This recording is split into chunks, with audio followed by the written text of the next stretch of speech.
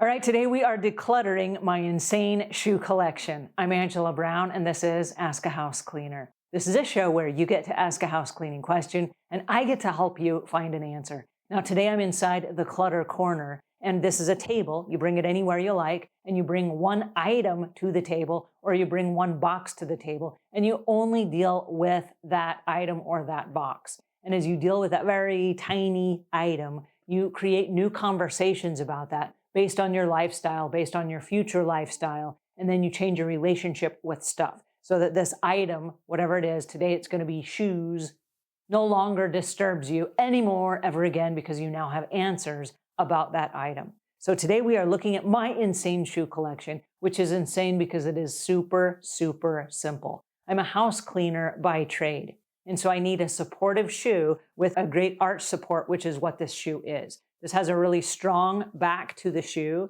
and I'm not promoting this shoe. This is not sponsored for this company. The show is sponsored by Hoarding World, who pays for the show, so you don't have to. But it's not sponsored by these shoes. I'm just a huge fan of these shoes. All right, so this is a Saucony brand shoe, and it is an athletic shoe. It's a trailblazing shoe. It's got a really thick tread on it, and so if I'm mopping floors or what have you, it's got a really good grip. So I can run up and down stairs, and I can be on tile floors and wood floors, and I don't slip. And because of the arch support, it's really great for my type of foot. I've got a really fat foot, so this is a really wide shoe. It's got a really flexible toe box so that if I'm bending down, my toes bend with me so that I can get up and down if I'm moving while I'm cleaning. So this is the kind of shoe that I use. I made another video on the type of shoe and all the different reasons. I will link to that next so that you can watch and learn more about this particular type of shoe. But this is a new shoe, and you'll see that it's still in the box. It still has paper inside the shoes. So these are brand new shoes. They've never been worn. And you say, Angela, why do you have new shoes you've never worn? Okay, I'm going to come back to that in just a second, so don't go away. The next one I have are shoes that I'm currently wearing right now. And so I have outside shoes, and these are shoes that I would wear if I was going to a customer's house. Okay, it's the exact same kind of shoe. It has a different tread on it. So there's my fashion for you. I've got a little bit different color. And then my indoor shoes are the kind that I'm wearing right now. And so these are just plain black, and it's the exact same kind of shoe. And I rotate between the ones on my feet for indoor and then my outside shoes for outdoor. So that's where this comes from. Now, when the shoes are worn out, or they get a hole in them, or they start to lose their shock absorbency, I move them over to this pile. And you'll notice that this shoe is on a garbage bag. And it's because this is a dirty shoe. This should not actually even be inside the studio here. It's got dirt all over the top of it. It actually has some dirt in the treads. These are now my gardening shoes because I need the same wide foot, and because these are super comfortable and they're already broken in, and they still have a lot of life left on them, but they're not supportive for my feet anymore, okay? I wouldn't run a race in these. I wouldn't, be standing for 8 hours on my feet inside these shoes. But out in the garden, they're just fine. So what I've done now is I have new shoes that I've never worn. I have the shoes that I'm rotating between, which are my indoor-outdoor shoes, and then I have my garden shoes, okay? You'll notice that they're all the exact same brand. They're the same width and whatever, okay? So this is my style of shoe. Now, having said that, let's go back to the new ones for a minute. I have a personal rule that I only buy shoes in October. And you say, October, what does that have to do with anything? Well, here's what it has to do with everything. There are Mother's Day sales, and there are back to school sales, and there are Memorial Day and Labor Day sales. There are Christmas sales. There are Halloween sales. There are sales for all different types of holidays where people will try to get you to buy their products. There's nobody selling shoes in October, okay? It's not a really popular time for anybody to be buying shoes. Therefore, that is the time I will buy the shoes because they are in stock. Everybody's bought out from all the sales. Now they're in stock. I can find exactly what I need. There's one store that I purchase from. There are actually 3 stores that sell these, and there is a store online that you can buy them from. But the one store is Rack Room Shoes. Again, that is not sponsored either from Rack Room, but they have a buy one, get one half off, so I can buy 2 pair for the price of 1.5.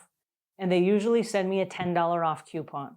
So I'm looking forward to that, but I'll save that because it usually comes in October. All right, what does that tell me? That tells me, because this is my insane shoe collection, it tells me that at other times of the year, when I get those Rack Room coupons in the mail, I can toss them because it's not October. Because they're having a Mother's Day sale and they're going to give me a discount on shoes, I'm going to ignore the sale. I'm not even going to go into the store. I don't need to be lured in there to see if they have my kind of shoe because I'm not buying shoes until October. Okay. Now, if somebody's giving me shoes, and sometimes people say, "Oh, Ange, I found this awesome pair of shoes. I was thinking of you. You should have these shoes." Is it October? And the answer is no. Thank you very much. I'm not going to even accept the shoes. And so people know not even to try to give me shoes unless it's October, right? Because I will be making the shoe decision in October. So what happens is this. All the other months of the year just went out the window for me buying shoes. All of the sales went out the window for me buying shoes. I don't jump online and I don't go like shoe shopping during the year because it's not October. You see how that works?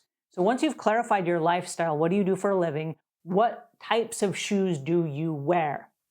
Now, I've worked with a lot of people who have really nice, rich homes, and they usually have nice, rich lifestyles. And so many of them have special occasions where they do have hundreds of pairs of shoes in their closet. Okay, so I want to stop for a second and say having hundreds of pairs of shoes is okay if you wear hundreds of pairs of shoes out and about in your regular everyday life. But for the most part, that's not the case. Most people have like weekend activities and they might wear a dressy pair of shoes on the weekend. And so if you're going to wear a different pair every single week, that's 52 pairs of shoes that you might end up with in the course of a year.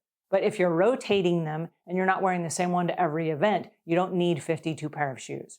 So I'm going to leave links in the show notes to a new program called Shoe Rental. What? Shoe rental? Yeah. So what you can do is you can rent your shoes. So if you have a whole closet full of really nice, expensive fashion designer shoes, you can now lend them out. There's a company called Style Lend, for example, where they will take your shoes and they do a little program where they market to people who rent shoes. And then you make 80% of the commission and they pay you via Venmo and they keep 20% of the rental because they've done all of the marketing for you.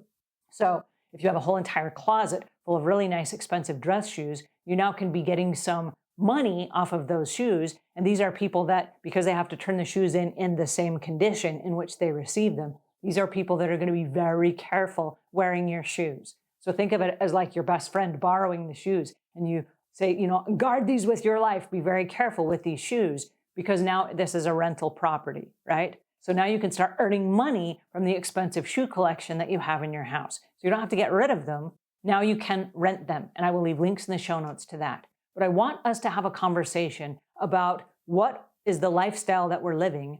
Do the shoes that we have fit in with the lifestyle? Do we have a lot of extra shoes that have nothing to do with our lives anymore? Have we moved on from those? And if we have, can we donate those, right?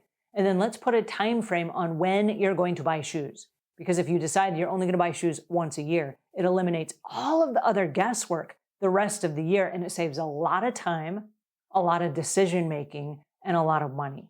All right, that's my 2 cents for today. My insane shoe collection, because it makes so much sense.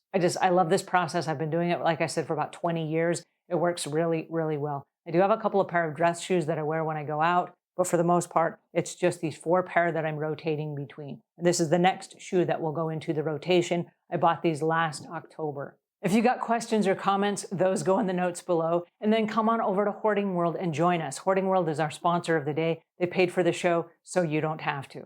Come on over and join us. You don't have to be a hoarder, but you can learn a lot of tips and tricks and meet some super cool people as you change your relationship with stuff. Until we meet again, leave the world a cleaner place than when you found it.